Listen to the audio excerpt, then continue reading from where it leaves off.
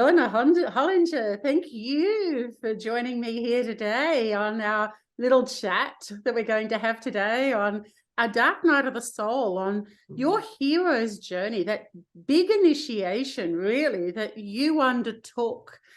How many years ago did you slay that dragon? Slay that dragon. Hey, how many dragons have you slayed? Firstly, it's great to see you, and I'm just having that while you're thinking, going, so which dragon exactly do we want to talk about? I know. It feels like once you do, and look, I think you can call on any part of your life that you felt was the call to action when you were living your life and you started questioning your own inner happiness, your soul purpose. Is there a bigger why outside of you that you started questioning? For what purpose am I putting up with this? Should I shrink myself to keep other people happy? How does this play out for you? So the call to action, what was your first call to action to get you to leave the old world behind, if you like, the safe world where you probably didn't even question your status quo? You just went along with it because that's what we all think that's what we need to do in the name of family very often, isn't it? To keep up with the Joneses or the prototypes that are being told a perfect family should look like. Yeah, absolutely. And then we start questioning that. Yeah. And our world begins to fall apart. It does. So the very first dark night of the soul for me, upon reflection, I didn't know what it was terrifying. Absolutely terrifying for me, because I had no idea what was happening. And that was, as you were saying, about in and around family. So that was my first divorce. So it was really, I sat on the steps at my house and I said to a girlfriend on the phone, if I don't do something and get out of here, I'm going to die. I am dying on the inside and I need to leave him. And she was just like, I can't even have this conversation with you. But I just knew I had to leave that relationship. And so, which I did. I then remarried, probably a good, 5-6 years later. It must have been longer. 8 years later, I had remarried. And so that was probably the more pivotal relationship, because it started me on the journey to where I am now in terms of where my business is and what I'm creating and what I'm developing. So that dark night of the soul was different. And I put that, so I wrote about that in my book. I know we're going to talk about my book later, but part of that was I was not financially dependent on this person, so my safety and security were not threatened as part of the divorce and the separation. My children were older, so it was very, very different. But what was noticeable in that relationship was the pinnacle of, I had decided that it wasn't functioning and wasn't working for me, but I then wanted different and better and understood more about, this isn't what my life wants to be about. The first one was just about escaping a world that just wasn't serving me, and I was so miserably unhappy, drinking too much alcohol. I'd done the whole pills, I'd done the antidepressants, all that stuff. Yet this second one was very much, I want more, I can have more, this isn't serving, so what do I do about it from here?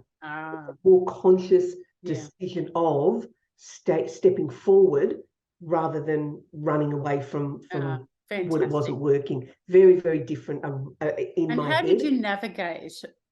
Okay. The second one or the first one? Well, you wouldn't have got to the second one if you didn't get through the first one. Correct. So I think it's important because you started to question why, and you were dumbing down or numbing yourself with trying to get happiness from outside sources. And totally. And in another podcast, we did talk briefly about this. So it's a perfect segue forward, I think, because you're running away from something that's not serving you, but you're going towards something that's even a bigger monster to even have to deal with. And I think that can be a real challenge for a lot of people. Would you like to share just briefly a little bit about that journey before we move forward? Sure. So between the husbands, though, I didn't really do a whole lot of work. So I ended up coming out of the first relationship really. And that's a good point. I think you've hit the nail on the head. Yeah. You took the problems from the first relationship into the second relationship. Completely. So if we don't heal trauma from an unresolved and unhealed relationship, we do continue that pattern like a hamster on a wheel. Yeah. Okay. So and I believe I got married the second time for the wrong reasons, unfortunately for him, because I wasn't healed. I thought there was something wrong with me. I thought as a woman I had to have a partner. If you didn't have a partner and you were single, there was something wrong. My ex-husband had instantly got into a new relationship. I mean, it was set up before we split. So for me, it was this whole, well, there's something wrong with me. And I met this man who was lovely, but the warning signs were there so early. I just ignored them because you ignored them because they didn't suit your agenda at the time. You weren't ready to deal with it. Absolutely. So it wasn't until I was in the second marriage, started to look at, well, what could I do with my life that's different? The kids are getting older, and started heading into that coaching space, that healing space, that, okay, how can I help others space, that the cracks really, really started to show. How did you navigate through those cracks? What were your coping mechanisms at that time? Thankfully, at that point in time, I was already a coach, so I already had people in the industry who I was already connected to. It also helped me into, so as you know, I own the Australian Tapping Institute.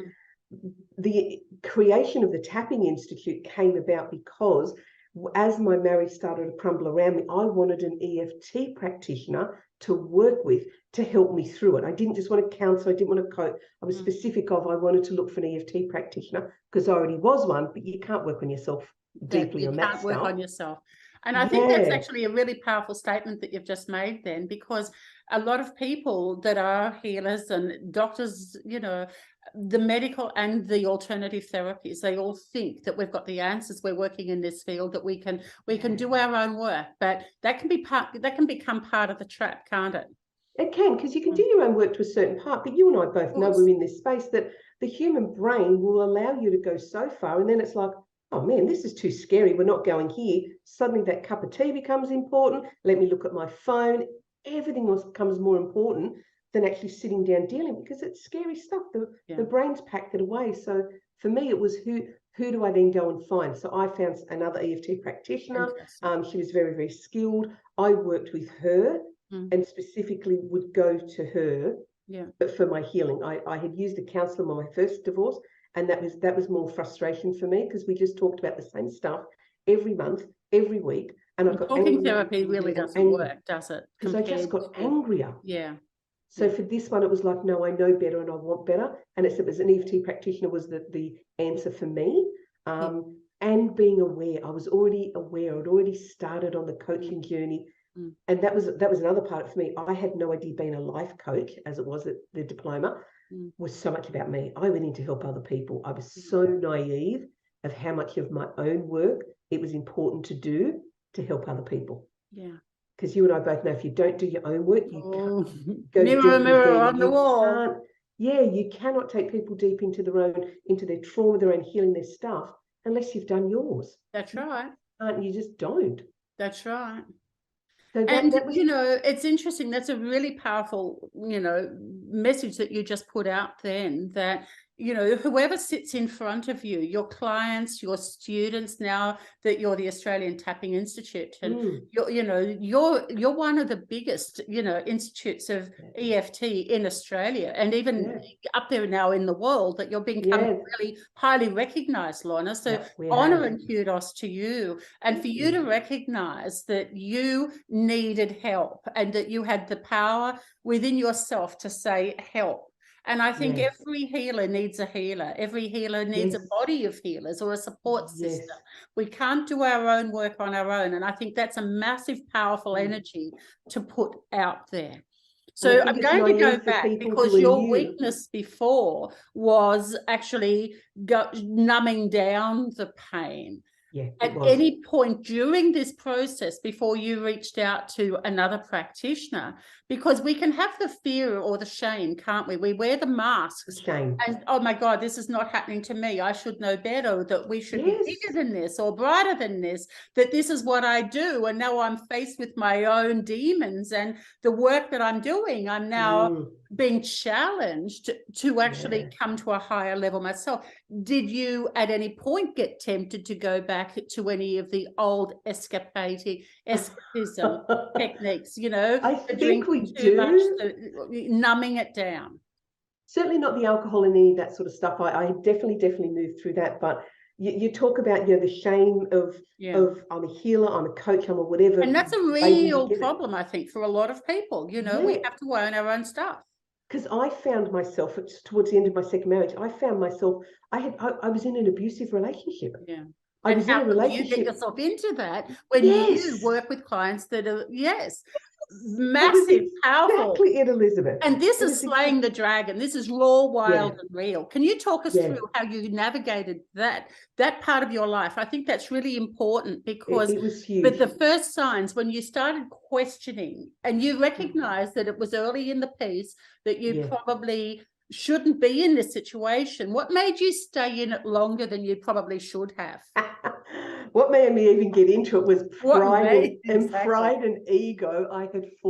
He and I had fought so hard to be together. He lived in another country, I lived here. We fought courts on both continents so I could go there to live for a year, and then he was coming back here. And what continent was he from? He was from the UK. Okay. So he was from Northern Ireland. So it was a great adventure. We went there, but it was a real, I dug my heels in enough that we were going to do this, and we were going to make this work. And I believed I could make anything work. Oh, wow. Be careful what you ask for. I know. And unfortunately, he came here. He couldn't find his happy place within himself. He didn't do his own work, and he had a lot of trauma, former military and all the rest of it. So his coping mechanism was alcohol. Mm. Exactly. And alcohol in a family, it didn't work. And it would just, as I said, it ended up just being really, really abusive. It really can become a nasty place.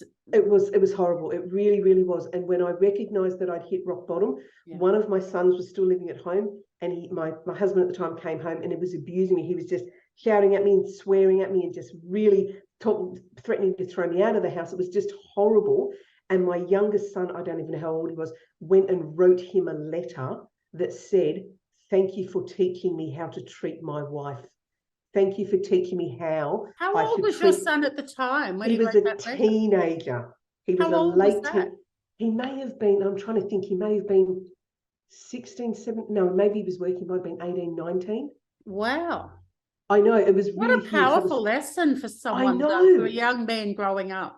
And look, he was always being very, very sarcastic, but he was his message to this man was very pointed. Very much so. I'm standing here listening to you abusing my mother and saying you love her, but treating her so appallingly. Yeah. And that for me was the big smack, because he emailed it to him and he printed it and left it on the kitchen bench, and I read it and thought, what the are you doing? Wow. What are you doing? Wow. So it must be about 2015. Massive. I think he might have been about 20 if I'm doing the maths. He was probably about 20 this late. Still a young man, growing up. Still a young man. With his whole life in front of him, and he had the emotional maturity to take that action. Kudos to him, 10 points. It was absolutely huge point. It was a massive turning point for me to go. An awareness for you. Sitting and learning and seeing, and he didn't even know about the other abuse and stuff, and the when he came home drunk and having to have sex with him, because it was the only way to get him to bed and to stop abusing the kids and to stop being an absolute pig to everybody. That was my coping mechanism. And the shame and embarrassment around having to, not only did I write about it in my book, I then had to tell my kids, because they would read my book. Hmm. So that was and that's a massive. To me. How did you navigate that, Lorna? By telling your kids? Basically, we've always had a really, really tight relationship. So I've got two sons. The relationship with them has always been really tight. So it was just a sit down and be honest and vulnerable with them and tell them. Yeah. Exactly, tell them. And I've always come from a place of, I need you to see me as a woman, not just mum. Mm. I need you to hear that I'm a woman in another space as well. So it was just being honest with them. And I think it was probably easier for them because it wasn't their dad. Mm. If it had been their dad, it may have been harder for them to hear, but they already weren't through it and didn't love attachment. They were a bit more exactly, Elizabeth. Exactly. So they were just that little bit more separate from that. Fantastic. But I had to deal with a lot of shame and guilt. And as you said earlier, I'm a coach, I'm a healer, I'm helping other people, and here I am in this. And your really own world was falling apart. And abusive as well, having allowed it to get to that stage that it had just become a bit, and I'd been putting up with it for a couple of years. Till I called quits. Mm. So yeah, it was now big. You're working full time in your own business. You've taken that leap of faith. I have, and tell us about that story. How because you were working previously with an employee. you were corporate. employed, and then Yep. for you to believe so much in yourself, and that was occurring at around the same time. So you fell together rather than fell apart. And I did. did the EFT help you fall together rather than, you know, collapse and fall apart? Was Still that does part to of this that? day. Still does to this day. I still do tapping to this day. There is not many days that go past that I don't do tapping on something. And it may just be a little trigger, it may just be a conversation, and it may just be a little bit of a walk around and yeah, no, I'm all good now, versus sit down and actually do tapping as a conscious, you know, not, what's the word? As a conscious activity might be the best way to put it. Yeah. I might get you, before we finish at the end, to take us through a small tapping demonstration to show people what it actually is. Yeah. So what is emotional freedom technique? Is that what it's short for, the EFT? Correct. That's its full name, Emotional Freedom Technique. It's been around since the 80s. It's probably, if I give you a quick example of what it is, imagine a dog barks at you when you're 3, or a dog comes up and licks you when you're 3, and then when you're 6, another dog comes up and it takes your ice cream. And then by the age of 11, your friend's got a big dog and it barks. Imagine your brain sticks all of these little memories into a little recipe card box. So you get to an adult age and you think, oh, there's a dog coming, and you're scared of it, but you don't know why. It's because your brain's got this little memory card box of going, remember all those things that dog did to us? That's all scary stuff. Yeah. So when we do tapping and we think of all those things that happened with the dog, it rewires the brain and it sends messages back to the amygdala in the brain, the fight or flight response, to say this is fine, this is safe. We're actually okay with this now. It's no longer a So it helps you integrate it and process it and shift it through. Absolutely, yes, it's exactly right. It shifts it and processes it rather than, as we talked about, Storing talk it, therapy, locking it down. that just keeps re-traumatizing it. Actually, so it's on the meridian points, it's on the acupuncture points of the body. So it's the same points we use for that. And it's just a physical activation. It's just the two together. We talk about the negative stuff, we release it. We talk about it, we release it, just by the activation on the actual And is that ownership? Do you think the ownership, owning the trauma, is that part of the healing process? So we're not locking it down, we're not numbing it, we're not sweeping it under the mat. We're actually owning the trauma. Yeah, and voicing it and verbalizing and giving a voice to it. Giving a name to it. Yeah, and while being able to process it. Fantastic. Just it coming up. But you're right about we numb, because we talk, cigarettes, alcohol, drugs, gaming, gambling, all those things, pornography, all those things where we try to escape what our real thoughts are. Yeah. Doing the tapping on these thoughts actually processes them so that you don't have to escape them anymore. Yeah. You have to run away. That's right. And even as you even say that, a runaway, you see people, at the gym or really physically fit or running, jogging. And we now question, are they running away from their problems or are they running towards wellness and fitness? Yeah. And they're two different mindsets, aren't they? Absolutely they are. I mean, you and I know the pain or pleasure model. Are you running away from the pain of what you don't want, or is there pleasure in what the outcome will be for you? And it may appear to be a constructive, way of dealing with it on the outside, but what you could still be doing is locking it into your cellular biology. Yeah, I worked with a girl and she was an absolute gym junkie, gorgeous body, all the rest of it. Yeah. Little head was messed up and she smoked. And I go, that's so not congruent. But that was her escape. That was her exercise was almost her punishment for what she was doing to her body with the cigarettes and the stuff she was drinking. And it was really interesting to be able to help her unpack that. Yeah. Because the gym was and create awareness to it, and then for her to own it, for her to accept it. Yeah. And then she can do something about it and change because it's not serving. And then she takes the right action to bring a positive transformation to herself. So how do you feel now when your clients come and you can see the mirror presenting in front of you? What are your coping mechanisms in dealing with that? So I have two mechanisms in place. A, I do my tapping still, but B, I have a debrief place. So I have someone that I go to. Someone outside of you, a support someone network. Outside of, absolutely, yes. Somebody that's in my network that I can kind of have that, what do they call it, sort of, what do they call it in counselling, where you have that person who's the supervisor, not the supervisor, but that mentor? Yeah, that sort of thing Yeah. where you can go and go, right, I need to talk this through. Yeah. I just need to process this and have a conversation. Yeah. Because I actually do a lot of work with people in trauma who people have been through abuse. So Yeah. I volunteer for a charity. And as part of that volunteering is I work with usually the parents of the children who've been abused or sexually abused and stuff. So when that sort of comes up, other people work with the parent, the child itself. I tend to work with the parents. So there's tends to be this need to have a bit of a debrief of, you know, this is going on and this is what they shared with me. Yeah. Very Because the insightful. apple may not fall far from the tree, and it never has yet. It's always 100%. been how long before this parent. And where tells did me this what come happens to from? them. How is it being processed? And how is it being Yeah. handled? Because one person's trauma in a family actually does affect the whole family. Absolutely. Yeah. Absolutely. And I think we need to own that, you know, Yeah.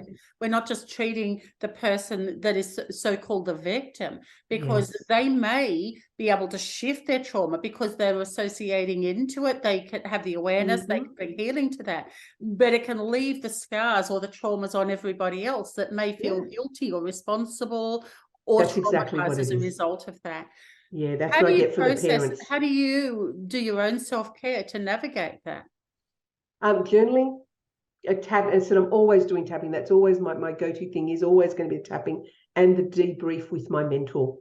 Of something, if it's like, you know, this is kind of affecting me, this is kind of bugging me, work it through. And I'm always in a space of doing, because I mean, I as I said, had an abusive relationship, so there is an element of I'm still processing my own sexual trauma. Why do you think people get into and allow themselves to, for one, two questions here, I suppose, at the same time, because I can't ever ask one question at a time. One question first. Why do you think people get into abusive relationships? For me, it wasn't abusive when I got into it. It became abusive. So how soon into that relationship did you identify? Yeah, I knew he was cross and cranky to start with, but I had rose-colored glasses on. Once we get back to Australia and me and the kids are in our normal routine, everything will be fine. He'll get into his routine and we'll all just live as a happy family and it will all be fine. And look, lots and lots of times it was fine. It was really lovely. We had a lot of fun and we had a great time. But then the bad stuff just was so over masking that it was like, not that there was more bad than good, but why would I put up with the bad to enjoy the good? Can we change that terminology from bad to negative? Yeah. Yeah. Absolutely. So the negative, because if we look at it, instead of having bad and good, I think they're labels that can sometimes the labels I have. change things around. Yeah. And they're not necessarily a positive way of shifting an energy. Correct. So, you know, because I think if we look at the holistic and the yin and the yang, the negative and the positive, the dark and the light, the night and the dark, you know, we know that there's a duality with everything that we have. And so if we stay away from labels of judgment, which is good and bad, because I think marketing companies have exploited our good and bad to be able to really capitalize on that so that we get happiness from outside sources. If we buy this, we'll be happy. If we get engaged and get the big ring, we'll be happy. If we get married and have the fancy wedding and overseas, or, you know, in a fancy location, we'll be happy. And then when we have our first child, we'll be happy. And when we have our second child, we'll be even happier. Oh my God, the world starts getting hard. And so we need a bigger car, and then we need a bigger house, and we'll be happy when we get that. And we need a new lounge or a new back or a swimming pool. So this constant need for something outside of us needs to be replaced by finding that internal space inside of us. Did you notice that you went on that journey of happiness outside of you yourself? Absolutely. A lot. Can you share that part of your journey with us on how you recognized the pattern and how you stepped away from that pattern? So when I think back to my early years, they were almost on autopilot. I was so oblivious to everything. And when I think back, and that's what I wrote about in my book and the cathartic part of that is when he and I separated the first one, I was such a victim.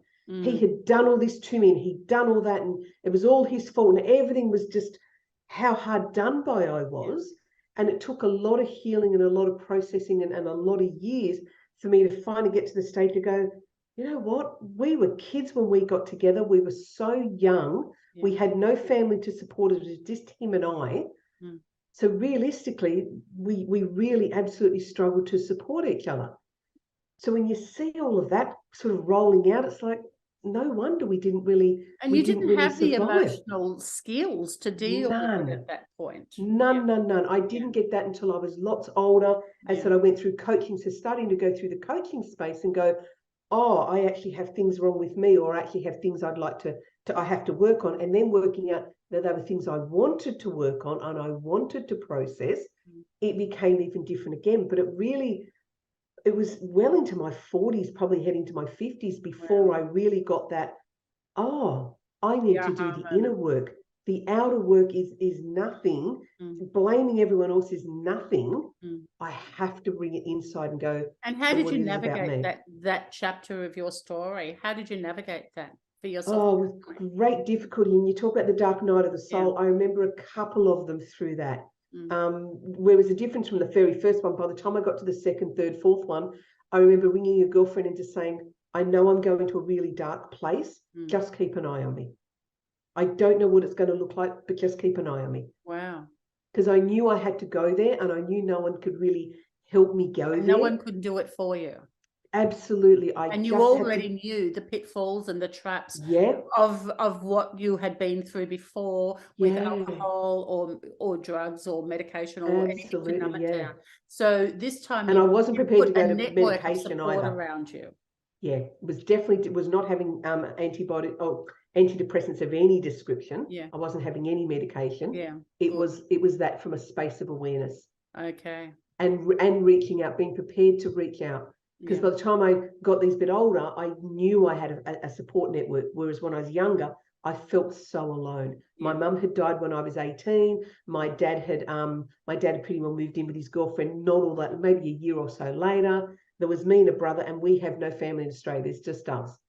So there was none of this support for a young woman to navigate anything. So it wasn't until I got older and then started to surround myself with women who, I suppose it was women who cared, but it was also letting people in. Because I had trust issues. I think that's a massive, what you've just hit then you've hit the nail on the head, I think. Because I think when we haven't had a deep emotional connection with our family as a child or a teenager growing up, we tend to become a little bit closed emotionally to shut people out and become over independent. Yeah, I was going to say I'm incredibly independent. Yeah, to a fault. We can actually we don't allow that vulnerability in, because that might make us look like shame or not enough, which stirs up low self-worth, because of that's how we felt we were responsible, or there must have been something wrong with us because it's happening again and again and again. This cycle of sabotage repeats. Can you share that little part, that segue forward with us? Which part? Because I think that's a massive shift of consciousness that you've just said. Yeah, from being the victim and then being too independent. Too independent. I'm probably still very independent. I'm a single woman, and I happily run my single life. So probably am. And you probably won't want to give that up, but now you can still reach out for help and you can ask for support. So they're two different mindsets now, aren't they? Absolutely. And what I do consciously is, because a single woman, I do go on do dating from time to time and all the rest of it. I consciously go in my feminine. I do a very conscious thing to go, right, I'm going on this date with this man. If I step back and not be in my masculine, because, business owners, we're very in our masculine, you're thinking, you're processing, you're making decisions, all that. I would consciously go, be the female, be the feminine. And what does that look like for you? For me, it's silly little things like I want him to order my meal at the table. Oh, damn right. If I don't. I could see your I can order my own. And that's what I'm saying. It's those little things of, if he says, what would you like? I think, I'm going to have this. And he goes to the waiter, she'll have this. Partly for me is that I'm not the mum. Yeah. Because it really, I was in a marriage where I had to drive everywhere, I had to do everything, I had to make, and I had to speak to everyone. So for me, they're little. If he just says, what are you having? And he'll order, great. What are you having to drink? Prosecco, great. We'll have one of this and a Prosecco. Beautiful. To me, that's allowing me to be in my feminine and not have to make the decisions. And it's those little things that get brownie points. I don't need him to open the door. I don't need him to do all that. But it literally is those little things of not feeling like the mum. Walk into a restaurant, he goes table for two. Those little things just as an incredible brownie points for me. If any man's listening who's going to be dating me. If anyone taking notes here. And I also go dancing. So I go to a male-led dancing, which is like a rock and roll type thing. Again, relax into my feminine and allow the masculine to lead. Wow. And they have the conscious decisions to go, I need to stop being so in my masculine. I raise kids on my own, run a business on my own, run a house on my own. All those things aren't necessarily done from the feminine. Fix it. Totally. I've got all my own toolkit and I know exactly how to use everyone. Like I lay flooring, I renovate room, I can do everything. So knowing that I needed to make the choice to be. It is choice, isn't it? It was for me to know I need to go back to my feminine. I can't always be my masculine. And that part of his. But that actually is stepping into being the divine feminine, because then you allow the man to become the divine masculine. Correct. And I think that's a powerful energy shift of consciousness, isn't it? And that was that's what's helped me to stop being so incredibly independent. And you wouldn't allow anyone to dominate you again, though, because you would recognize it earlier. Even though you're allowing your feminine, you're a divine feminine, which is very powerful. Correct. In the way you're now like traveling that divine feminine journey. Correct. And you can see the wounded masculine still who hasn't done the work. Oh, and how much as I love what are the signs of the wounded masculine that hasn't done the work? What do you need to look for next time? What do you see? What do I need to look for?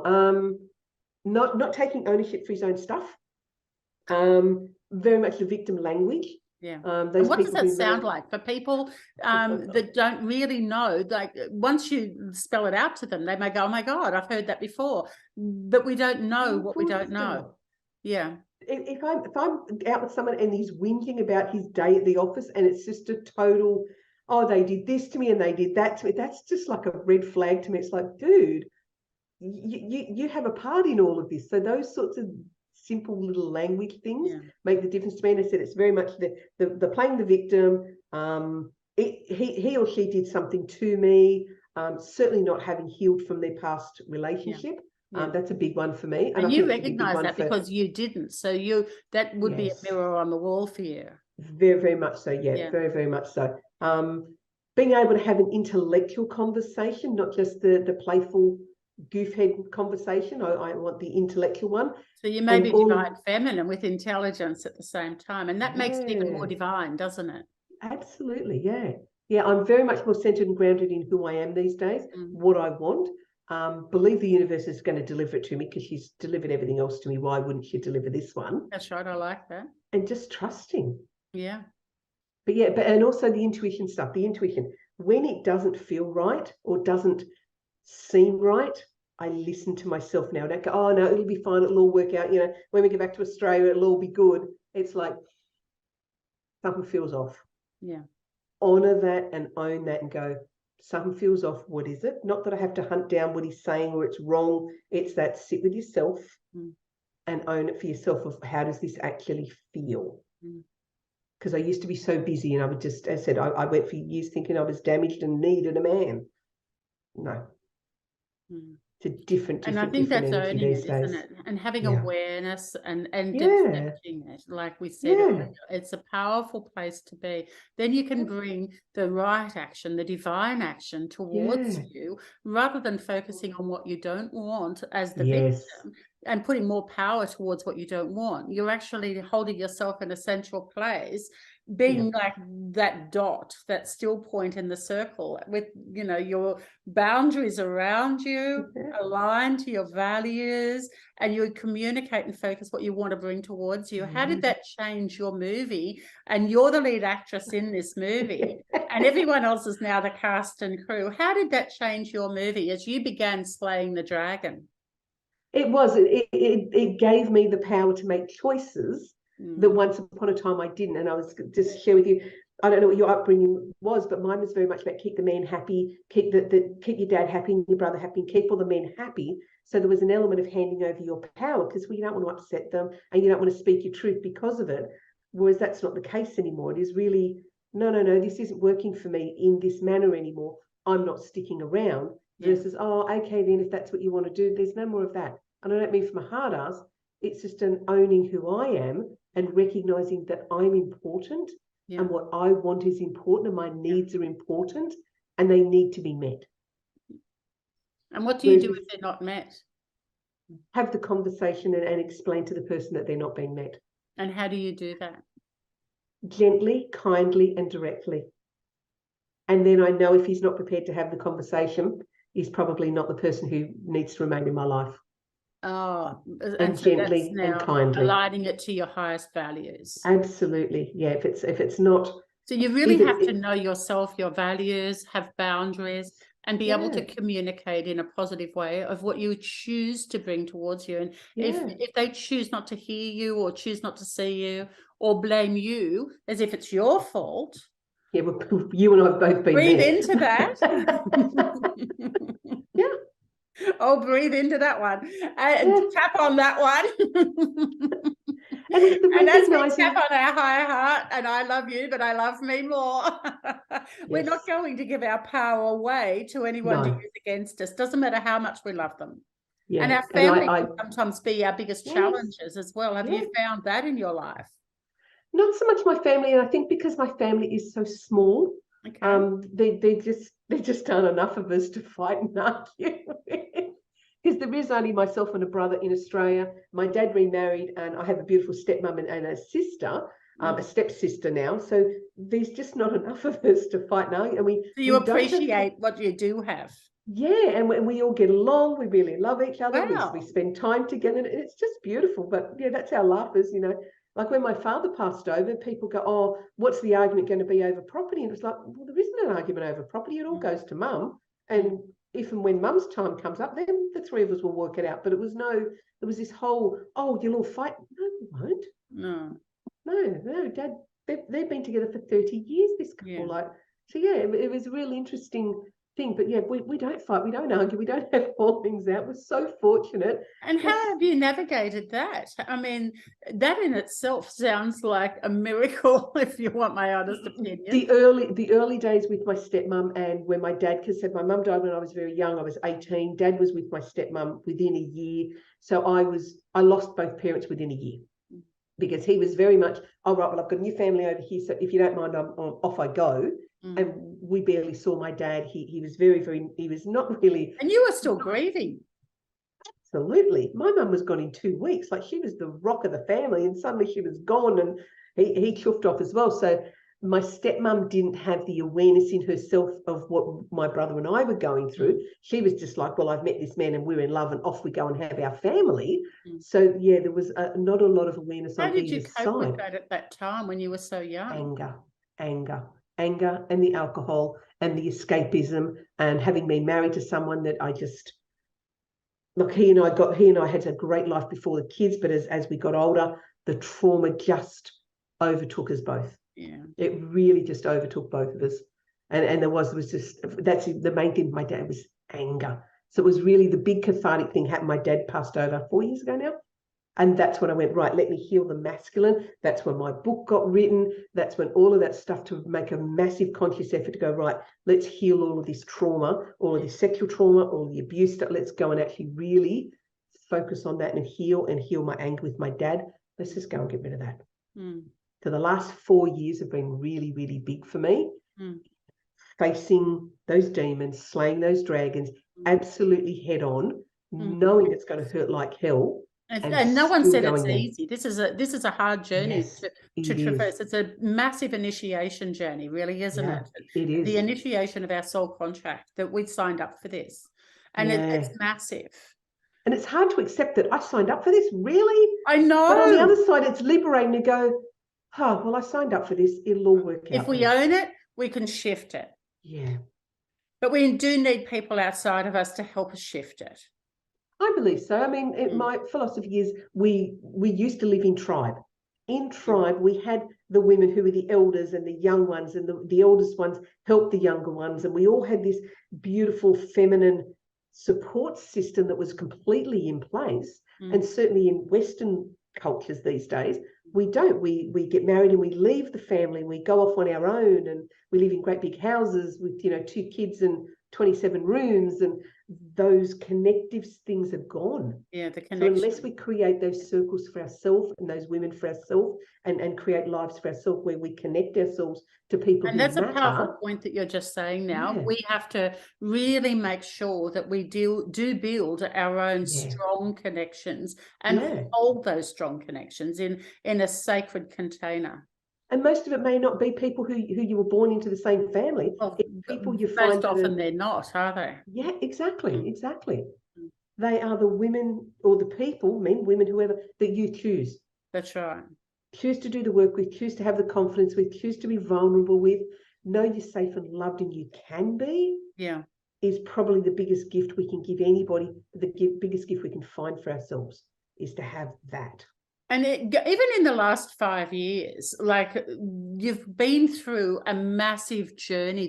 The initiation has not stopped in one way because you didn't deal with it. So you brought the next one towards you, and there was such similarities. You had wisdom, you had age, you had a bit more maturity. So you put a support, but even in the last 5 years, your journey, your initiation, leaving full-time employment and trusting in yourself to set your own business, the Australian Tapping Institute up, writing your book, putting it onto the bookshelves to read in ink and pen and ink, like bury your soul publicly.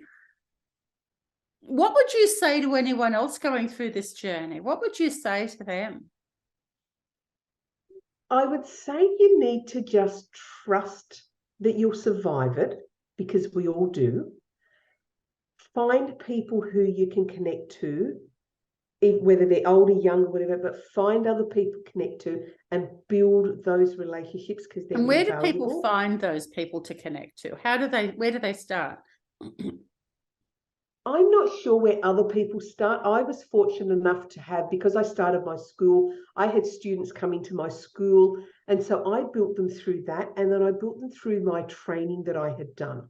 So it was people who were doing the similar training. It was like, oh, well, they're a bit like-minded. Yeah. And then there were some people that came into my school, some women came into my school that were just awesomely amazing. They became the mentors that now work with me, with the students in my school. Fantastic. And it was putting them together. And then others were a couple of really long-term friends that... So you're growing with really firm foundations. You're not just making it happen overnight to become the $1 million overnight success. You're taking a steady building, putting the 4 pillars into place to build a firm foundation. Mine's very, very strategic build. My business is very strategically built, and there's always a piece here and a piece there and a piece there. And we're already looking at, so what's the succession plan look like? What does the escalation plan look like? When you girls get too busy, who's coming in behind you to train as the next? I'm always. And how many students do you now have in your school? I hate when people ask me that. I think I'm terrible because they roll over all the time. I think there's about 50 at the moment. Okay, that's a lot. There's about 50 at all varying degrees of where they're starting and where they're not. And look, it's really wonderful. And where do you run your workshops now, your trainings? We're all 100% online. So we're one of the few EFT trainings that's 100% online. Yeah. All the others still insist on face-to-face. I don't believe we need face-to-face, because the online platform that we've got and the connective community we've got and the way they work together is just amazing. Fantastic. Because we do have the conversations. You need to work on yourself.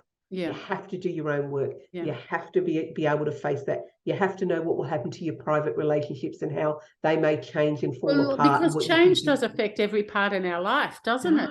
It does. And I say to that to my clients, like, unless you're ready to do the deep inner work, when you begin changing, it does change every part of us, doesn't it? It does. Like, have you actually had anybody tell you or ask you, Lorna, you've changed. What have you done? You look different.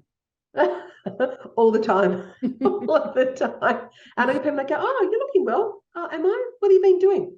Oh, I don't know, nothing. I just don't share that I've probably been spent headlong into some training program for the last 6 weeks, or done this, intense tapping training. I have a girlfriend that her and I are always finding a new program and go, right, let's do this program. And it's usually for us clearing money blocks, clearing all of those money blocks. Yeah. And we're very, very and what are focused on that. maybe you could take us through that. Would that be a good idea?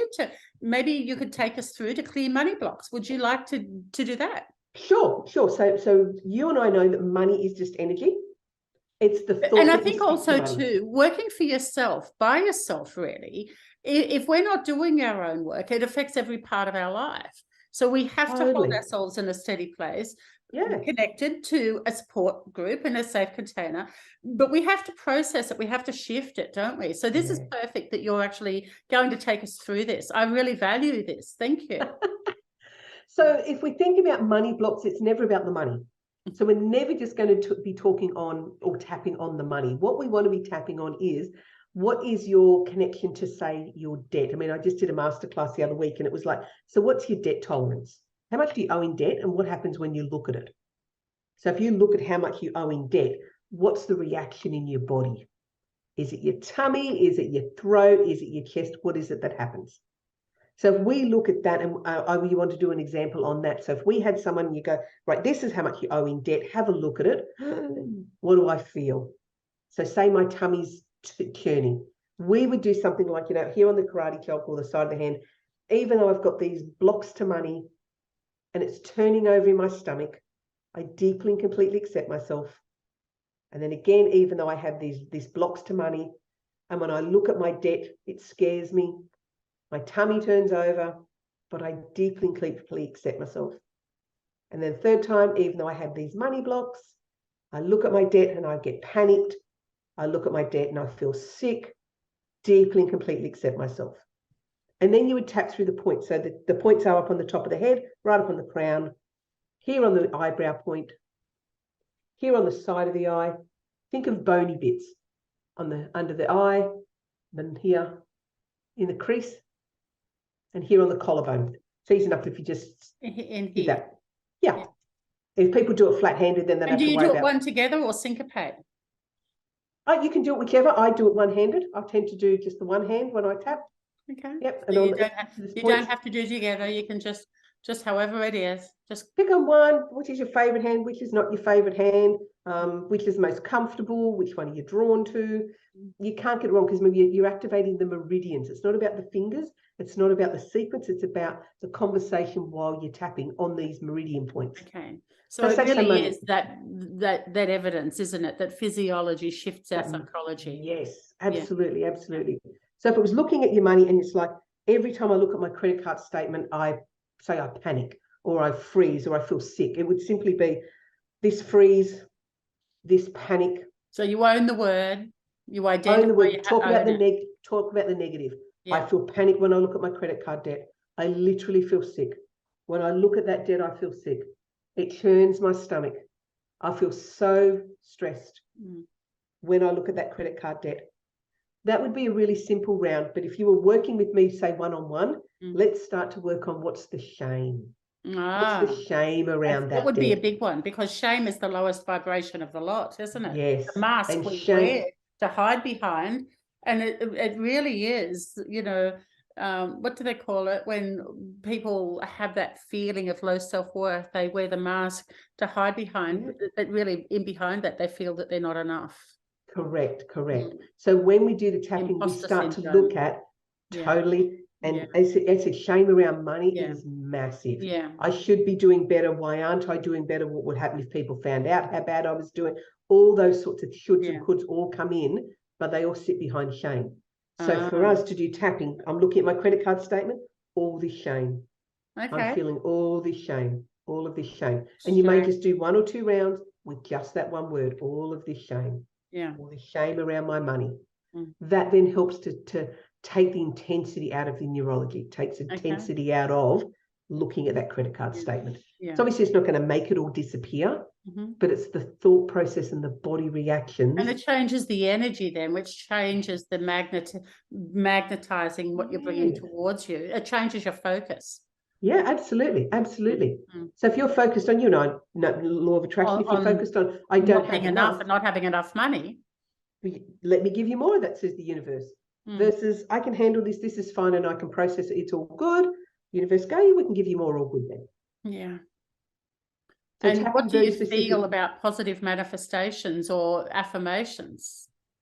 I love them, and I am into them, but I also know the importance of clearing the negative, because the negative's the conversation you're having in your head anyway. That's right. It's the thoughts you're having anyway. Yeah. So that's why tapping is very focused on negative. It's the thought you're having anyway. Yeah. So let's just process it. So you're not going to the cupboard to shove it down. Fantastic. You're not going to go and do something negative to yourself. Yeah. Because you don't want to feel this way. Yeah. Yeah. It's all about how you feel. Yeah, I like that. That's true, isn't it? Yeah. And it takes it away from looking at something, from seeing it, from hearing it, or the auditory digital, like, hurry up, come on, I've got a bus to catch. And, or how long is this meeting going to last for? I've got something better to do. And our mind is constantly working, isn't it? And we're not present. So we're missing out on what's truly being said, we're not owning our part in it. And when we connect on a very deep level of what we're here for, we're going to receive even deeper healing and deeper learnings, aren't we? Yeah, because some of us don't know what we're here to do. Well, yeah, most of us. Why? So what's your why? Why are you here? Why am I here? I've often, when you talk about the dark night of the soul, the last couple of months from February, when my book published, to kind of July, August, September, I questioned, why am I here? I honestly questioned, what am I doing on this planet? This is perfect timing to bring this in. There's a segue. What am I doing? That dark night of the soul and slaying the dragon. What am I doing here on the planet? And your book brought this to the surface. Why am I here? I think my book was imposter syndrome. Oh, it became bestseller in 10 categories, the highest achievement that the publisher's ever had. Wow. Yesterday I actually won the Publishers Award for 2022 for the best book launch of the year. And it's a global company. That's so exciting. I have to get a book. I still haven't got my copy. Can we see it? Yes, thank you. So thank God he's gone. There's a story behind that painting too, isn't there? So yes, so this painting is artwork. Can you hold it closer to the camera? Yeah, I have to do. I have to take my blue thing because we're getting the background into it. That's better. That's better. Yeah, hold it there. He's gone. Thank God he's gone. The smart woman's guy. Is that the divine? No, yeah, but we just kept getting the background. So the painting, so the painting is. She's a piece of artwork by an artist called Tanya Leviz. She has a gallery in the Hunter Valley here in New South Wales. And she painted this painting for me a couple of years ago. I saw absolutely on commission, or was it? Wow. No, so she'd already painted it, and I saw a little version, and it was a lot of money, and I thought, I can't afford it. And I said to myself, when I get to 6 figures, 100 grand in turnover in my business, I'm having that painting. Good. So about 6 months later, the business hit $100,000. Wow, fantastic. Celebration time. I did. I rang her and I said, that painting? I said, I'm having it. She goes, really? I go, yep. So then it got hand embellished, and it hangs on my wall. So it's about 2 meters by 3 meters. It's a substantial piece of artwork. Good. When I was writing my book, my brother-in-law goes, she's your front cover. Yeah. So I asked the artist. I can't imagine anything else going on. Neither can I now. It's just so perfect. But I do want to stress that it's not a man-bashing book. Men get a bit confronted by the title, but had I thought men would read a personal development book after a separation, it would say, thank God they've gone. Yeah. But our beautiful men counterparts don't. So it says, thank God he's gone. It's a personal development, personal empowerment book for women, about women. Let's claim our confidence back. Let's be it's grateful. It's reclaiming our own sovereignty, isn't it? And our own personal power. And be grateful that it's done, because it wasn't serving you either. But it's also part of our journey. Yes. And we wouldn't be who we are today if we hadn't gone through that, the initiation journeys. If we didn't question the status quo, if we just accepted it because it was our lot, we would be like a lot of people out there. Yeah. But people are now beginning to awaken, and they're starting to question, and they're starting to feel, well, there are other modalities and other tools or other people out there that have negotiated this. And that's what this Slaying the Dragon podcast is truly about. It's owning our own stuff. Yeah. Because I did. After the book, it was beautiful. It got to about the April and things just started to feel really unstable under my feet. And I questioned everything. Do I still want to stay alive? What am I here on this planet for? My kids have all moved out. They've all settled into their lives. I now know they're not coming back. So the emptiness syndrome is a big issue for a lot of women as well. I know a lot of men go through it, but women being the nurturer and very much, and especially a single mother like you as well. Yeah, so they were all gone. What do I want to do with my business? Do I want to keep it? Do I want to sell it? Do I want to trash it? Do I want to shut it? Do I actually want to keep doing it? What does it bring me? Yeah. And then got to, do I still want to stay alive? Do I actually still want to stay on this planet? Why am I here? And what do I want to stay on this planet for?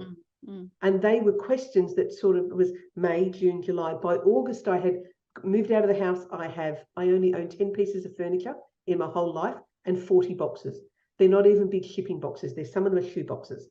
I got rid of so much to just go clear everything away. How much do I need? I don't need this.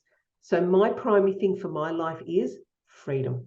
Decluttering. Where is my freedom? Where can I go? How can I travel? How can I feel totally unencumbered? Wow. Fantastic. That's why I have a completely online business. Wow. Yeah, I don't know where the next adventure is. I don't know where I'm going to live next. I don't know. And you don't need to know.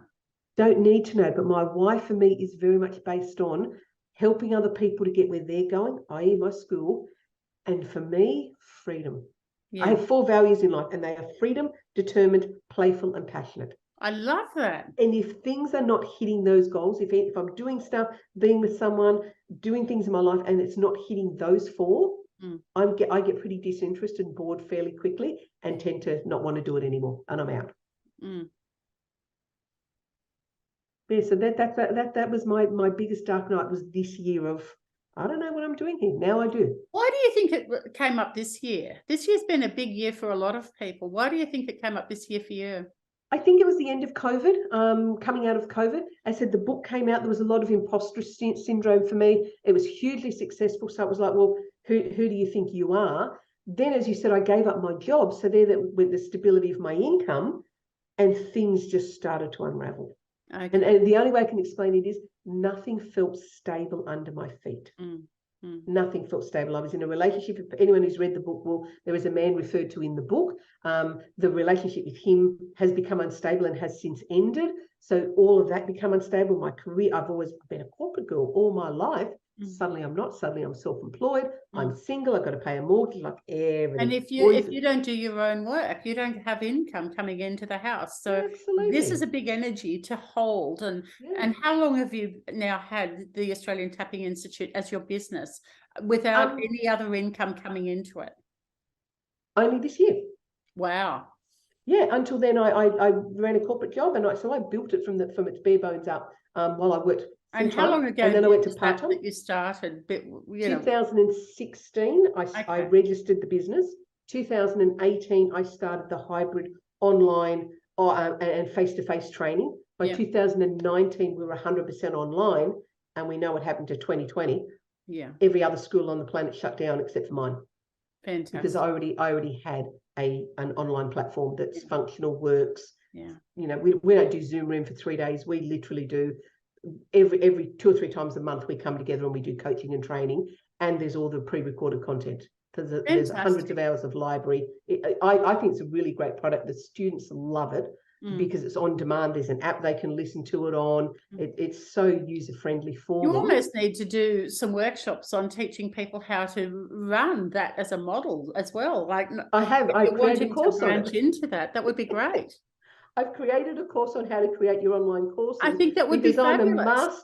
I'm a master at creating online courses. You've made the mistakes, and that's the best way of learning, isn't it? What do they say? Failure is our best friend, because if it doesn't fall apart, we don't know what's not working for us to be able to bring towards us what it is that we know we need. Yeah, and most people in business need to have an online course, in my opinion. Yeah. You need to have something, whether it's something you send your clients to that they use as well as you, or some sort of passive income that's on the internet that gets you out there. I believe we all need some sort of online course. I just happen to know how to do it really, really, really, really, really well. And I'm a geek to boot. So and I that's love great. doing all that stuff. Yeah, but that's great. Mm. So how do you video? Do you video your workshops as you're doing it, or do you set up the camera yourself in the corner, or how do you do that? So here's my course. Or is this part of your training? No, I'm happy to share my EFT training program. So it's an advanced practitioner of EFT and life coaching. It's $5,000. I did it with a microphone, an iPad, a tripod, and a teleprompter app. So there's simple tools that anyone can use. You don't need anything fancy. And if anyone was going to come and learn how to do this from you, do you do workshops, or is there an online training for you to show people? Online, there's complete online training. The online training is so comprehensive. It shows you everything step by step by step, like 5-minute videos, 7-minute videos, all the handouts, all of everything, how to create and sell your online course and how to get it out there. I teach you how to do the marketing of it, how to do the sales sequencing, how to do the email sequencing. Teach them all that, because they're all the things I needed to know, and I had to go and find out. And I paid thousands of dollars to find it all out. Yeah, and many sleepless nights and a lot of stress. Questioning for what purpose? Figuring it all out. Yeah, yeah. But people do. They think they need all this equipment. They don't, literally. And I shared with you before. I've got this great little picture behind me. The ATI. That's right. The ATI. Yeah. In my home, it's actually a banner backdrop that sits on a wall. Can I get you to actually remove that banner backdrop? I know this is putting you on the spot, and I shouldn't do this, but it would be great. Yeah. So this is your real life. This is your lounge room, and this is my lounge room. Yeah. Yep. And it's just the back. It's the same as if you put one of those up or whatever. Mine just happens to be. I think that's exciting, because you've created a whole new space. And you could be anywhere. You could be in a caravan. You could be down at the beach. You could be on. I know. And no one needs to know where you are. I know. What do you think? There's power in that. You really do love freedom, don't you? Love freedom. The power to play and be passionate about your life and have freedom to choose what you want in your life. They're powerful values. Totally, totally. So to create an online course is just, it's simple. Good camera, tripod. I want you to put a link on the courses that you're doing at the end of this. Sure. Email that to me, and we can have this as a link. If anybody has any questions, because often these chats stir up a lot of questions, and that's what this is about: keeping it raw, keeping it real, and wild. And you're bringing that to the table beautifully. So thank you so You and I always do when we hang out. Exactly. But I love that, because we're human, living a human life, living our life through the wounds that we have already traversed. And, and just because we are now healers doesn't stop those challenges from happening. And we have to keep on top of our own life and keep moving forward. And I guess that's the entrepreneurial, maybe that's our survivor mechanism that's got us to where we are. But instead of surviving, we're now thriving to be able to own our story. And you own your story. Totally. You've published it. You're here on my vidcast. And even when I remember talking to you about having my first podcast and what equipment do I need and how do I do it? And it just sort of happened where I did it thinking I really like the Zoom platform because it means that we're real, we're here in our own space, and people can connect, I think, more with that than just a voice and listening to just a chat. They can listen to it while they're doing it, but they can also be engaged in watching us as well. And I think I've maybe because I'm such a visual person, I felt like I needed to see what I need to see to be able to get that feeling activated, I suppose, and I think we need to work on lots of different platforms at the same time. And I guess as an ex-teacher myself, this platform fell together for me better. And I guess, I've started and I'm building the plane on the way down. Really, I've taken the leap off the cliff and, flying free. And I think the journey is an exciting journey, because I really want to show people the passion of their own soul calling. And I think to ask the question, what is my why? And stay with that question, because with the initiation journey, we get challenged so often. We want to give it up. And for you to have the imposter syndrome only this year, after you've left your full-time employment, your books come out. For most people, they would have all thought that Lorna's got it together. But here you are questioning your why. Questioning my whole life. And do I even want to live? And I think I was never suicidal. So how did you navigate through that this year? You know, because lots and lots and lots and lots of journaling, is that another book coming through? I thought my book would be a business book, actually, but a friend that I'm no longer seeing, he's been recommending what the second book should be. He thinks it should be another relationship book. So I don't know what the next book is, but it's certainly coming. When I scoped this book that I had put out, I scoped it from she's separated from her partner to she's in a new relationship, and they moved in together and they've got a blended family. And I went, that is too long, Lorna. Nobody's going to read that book. Sounds boring as well. It doesn't have your values aligned to it with passion and freedom. It wasn't. I mean, mine was 2013. It's not aligned. I can feel already it's not aligned. It was already too big as well. Yeah. No woman's going to read a book about, I've just split up with him and now I'm moving with him. But it sounds like a quick fix to get happiness from outside of you as well. And that sounds like a bit of a trap. And it never ever got its legs. I said that was 2013. It never got legs until 2021, and it was complete. It's very, very, very different to what it started as. Very different. But I needed to heal me, and a lot of that book was healing me. And I was dating a man while I was writing it, and he was just trigger after trigger after trigger, which was perfect because I go, right, how am I handling this now? Great. I haven't got out my sword, my metaphoric sword. I can see a movie being made out of this book. Have you even thought of that? No. Well, it'd be interesting to see how it plays out, especially with the cover of the book. And, you know, who would you choose to play the lead actor in this movie if you were to have a choice? The lead actor? Who would you choose to be the lead actor if you know, who's your favourite actress? My favourite actress? Oh, goodness, I have no idea. It's got to be an actress. If you can't play the role of you, who would you choose to play the role of Lorna Hollinger? Oh, see, Julia Roberts comes into my head. I don't know why, but Julia Roberts came in. I have no idea. I literally, Elizabeth, have not ever thought of it being anything other than so what are the qualities that you really admire about Julia Roberts? Do you know what? It's the hair. The book has a red head on it. Don't put the book up because it gets morphed into your background and it shows.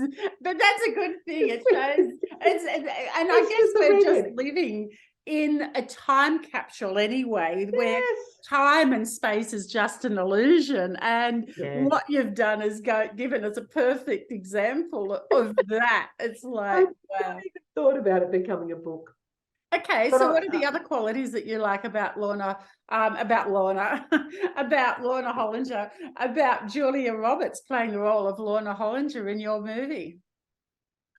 I think she has a realness to her. She has a nice innocence to her, but she's not so much of a pushover. I'm just sort of picturing her in different roles that she's been in. I think I'm seeing a bit of Eat, Pray, Love, but this book is definitely not Eat, Pray, Love on any real level. But I don't know. Are you seeing Richard Gere to be the supporting actor? Who's the young? Would you choose a younger version, or is Richard Gere still holding it up for you? Oh, I think Richard Gere's gotten better with age, quite frankly. I didn't really like him in Officer and a Gentleman. I didn't think much of him, but these days I think he's matured very nicely. I like a good bottle of wine. Thank you, Richard. I hope, you never know, he might be seeing this one day, or Julia Roberts might see this one day. Julia Roberts has always been the actress I would have to play me as well. I feel like she's raw, wild and real. You know, she's approachable and authentic and gutsy, and you know, she gets into all of the roles and owns it 100%. And her naturalness, I think, is what I like. her funkiness, like she can just walk in and just do it her way. Yep, absolutely. I think we all need to take roles out of the qualities of the people we like and use those as modeling, because when we model ourselves against people and the qualities that we admire, we can start to bring those energies towards us. And I think that's that is a very powerful empowerment technique, isn't it? Yeah. Especially if we feel that we haven't got the confidence to step into our own power, we can pretend or imagine, because our imagination, our unconscious mind can't discern the difference between what's real and what's not real. Correct. And it's like why children are so successful in bringing it through play and imagination. They can create a whole new world. And so when we take on those positive techniques, our world can change so rapidly. So can. I'm so excited to be chatting with you today. Thank you. Thank you so much. Absolutely wonderful. It's been such a long time since I've seen you as well. So it's such a treat to hang out. Absolutely. And we will catch up one-on-one and sometime soon. And absolutely maybe have that time and have a glass of red wine together, or a glass of bubbles, or a cup of tea. Cup of tea. Lovely catching up with you. If you were to give any advice before we go with tapping as we're coming up to the Christmas time, which can be a highly stressful time where people can go into overwhelm, even with all of the people trying to find parking or shopping, feeling that they have to buy things that they can't afford, and with interest rates going up and fuel going up, and the shopping bill is more expensive, but everyone is feeling more materialistic about it as well. What's your advice and guidance? What would you suggest that they do to help get through this time and then celebrate Christmas? And, because not everybody is with a family of support like you, what's your coping mechanism, and what would you advise people watching this today? So interestingly, I'm not spending Christmas with my family. Your tribe, you're choosing my sister's gone off here and my brother's gone off there, and we're going to meet up in January together. Look, I tell people, whoever I work with, the easiest thing to do is just flat hand here and just breathe. Whatever you've got going on that's overwhelming, I could give you 500 tapping scripts, and just breathe here. It's going to get the meridians of the collarbone. You're driving in, you haven't got a parking spot, just breathe and tap. And all that's going to do is it's just going to take the intensity, edge, and the stress out of what you're thinking right this minute. You don't have to think and talk about anything, but just do that. And I did a video the other day, and it was on the triggers and trauma of going into family events, knowing that auntie so-and-so is going to say something, and mum's going to whatever, and that's what I'm referring to. Lick you up and down, and all. It puts a lot of pressure on a lot of people this time of the year. I used to say Christmas was a day when you spent lots of time with people you don't really like. Exactly.